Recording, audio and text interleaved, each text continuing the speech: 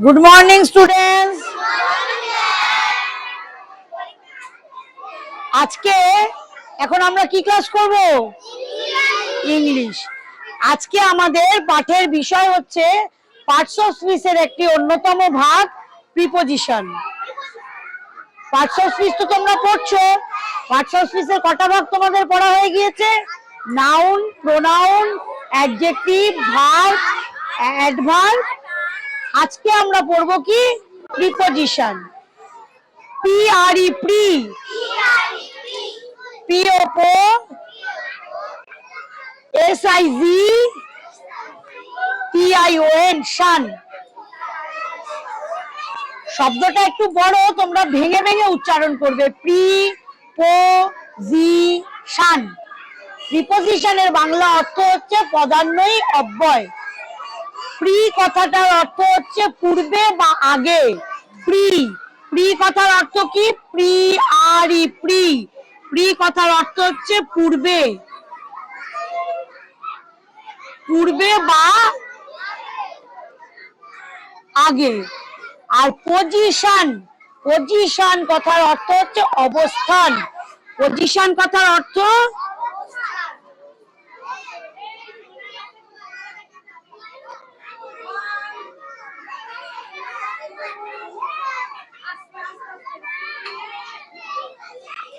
তাহলে প্রিপোজিশন কথার পুরো সম্পূর্ণ অর্থ কি হলো? পূর্বে যার অবস্থান। প্রি কথাটার অর্থ পূর্বে, আর পজিশন কথার অর্থ অবস্থান, অর্থাৎ পূর্বে যার অবস্থান। দেখো তুমি এখানে আমরা একটা চার্ট করেছি, তার মধ্যে কিছু ছবি দেখতে পাচ্ছ, কতগুলো বক্স আছে। এই বক্সের মধ্যে এই যে গোল লাল একটা গোল চিহ্ন করেছি, কোন সময় সেই গোল চিহ্নটা বক্সের মধ্যে আছে, কোন গোলটা বক্সের উপরে আছে, কোনটা বা বক্সের নিচে। দেখতে পাচ্ছ? তার মানে কি এই এক একটা গোল এক এক জায়গায় অবস্থান করছে। অবস্থান মানে কি? যে জায়গাটায় সে বসবে বা থাকবে। প্রত্যেকটা গোল দেখতে পাচ্ছ, কেউ মধ্যে, কেউ আবার আছে এই পাশে চলে যাচ্ছে, কেউ আবার এই দিক থেকে ভিতরের দিকে ঢুকছে, কেউ আবার দুটোর মধ্যে, দুটো বক্সের মধ্যে আছে।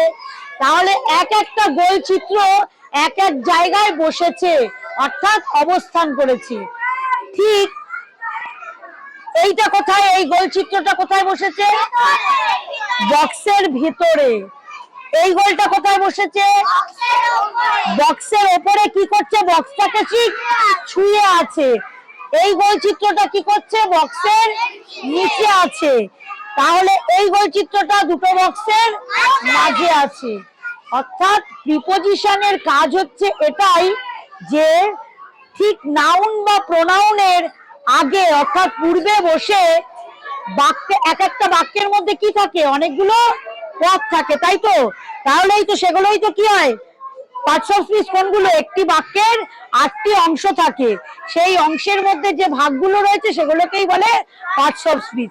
তাহলে প্রিপোজিশনের কাজ হলো নাউন বা প্রোনাউনের আগে বা পূর্বে বসে বাক্যের যে অন্যান্য পদগুলি রয়েছে তাদের সাথে সম্পর্ক স্থাপন করে দেওয়া। বাক্যের যে অন্য যে পদগুলো আছে, অর্থাৎ কোনোটা ভার্ব আছে, কোনোটা অ্যাডজেক্টিভ আছে, কোনোটা নাউন আছে, তাদের মধ্যে কি করা? একটা সম্পর্ক স্থাপন করে দেওয়া। নাউন বা প্রোনাউনের পূর্বে বসে বাক্যের পদগুলির সাথে সম্পর্ক বুঝিয়ে দেওয়া হচ্ছে প্রিপোজিশনের কাজ।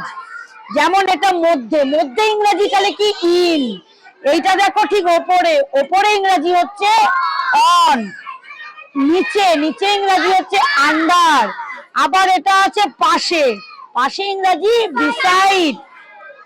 বিহাইন্ড মানে পেছনে, বক্সের ঠিক পেছনে, বিহাইন্ড।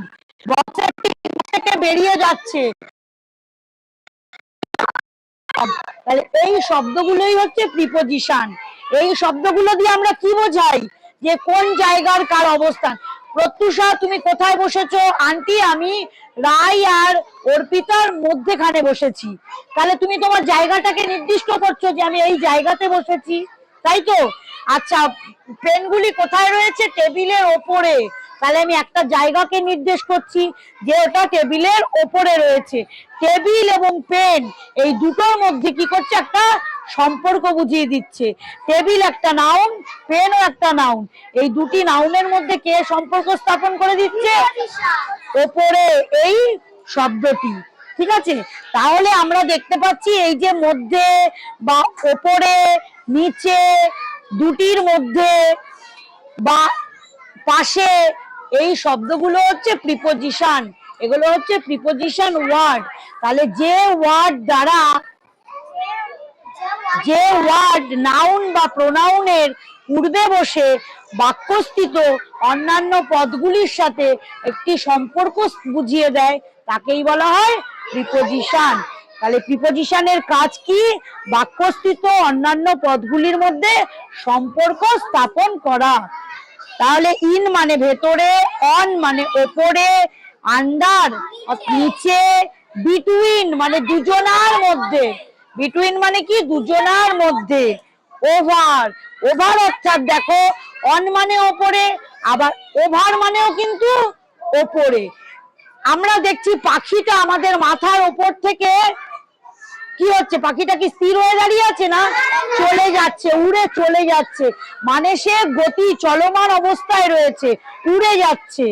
এইরকম ওপরে যখন বোঝাতে হবে তখন সেটা কি হবে, ওভার। দেখো চিত্রের দ্বারা যে এখান থেকে এদিকে চলে যাচ্ছে, মানে সে চলছে, উড়ছে, তাই তো। সেই রকম ওপরে বোঝাতে গেলে ওভার। অ্যাবভ, আচ্ছা সূর্যটা, অ্যাবভ কথাটার অর্থ হচ্ছে ওপরে। সূর্যটা আমাদের মাথার কোথায় রয়েছে, ওপরে, অনেকটা ওপরে। আমরা কি সূর্যকে ইচ্ছে করলেই ছুতে পারছি, পারছি না। কিন্তু আমি যদি এখন ইচ্ছে করি এই ফ্যানটাকে ছোবো, তাহলে কিন্তু আমি ফ্যানটাকে একটা চেয়ার বা টেবিলের দ্বারা গিয়ে ফ্যানটাকে ছুতে পারবো। কিন্তু সূর্য এতটাই ওপরে যে আমরা তাকে ছুতে পারবো না। এবং সূর্য কি চলতেও পারবে না, সূর্য কিভাবে রয়েছে, স্থির অবস্থায় রয়েছে। সেই রকম ওপরে বোঝাতে গেলে আমরা ব্যবহার করব অ্যাবভ।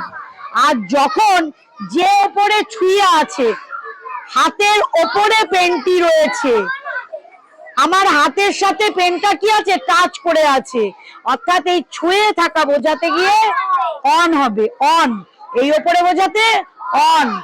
আর ওভার কখন বলবো, যে ওপরে গতিশীল অবস্থায় বা চলমান অবস্থায় না ছুঁয়ে উপর থেকে চলে যাচ্ছে, গতি অবস্থায় রয়েছে, তখন তাকে বলা হবে ওভার। বাহ, তোমরা ভালো বুঝতে পেরেছো। তাহলে এই শব্দগুলোকে কি বলা হয়, প্রিপোজিশন। বেড়ালটি হয় টেবিলের নিচে, তাহলে নিচে ইংরেজি কি, আন্ডার। এটা কি বোঝাচ্ছে, বেড়াল আর টেবিলের সাথে একটা কি করছে, সম্পর্ক বুঝিয়ে দিচ্ছে। এবং বেড়ালের কোথায় অবস্থান, তার জায়গাটা ঠিক কোথায় সেটাও বুঝিয়ে দিচ্ছে, তাই তো।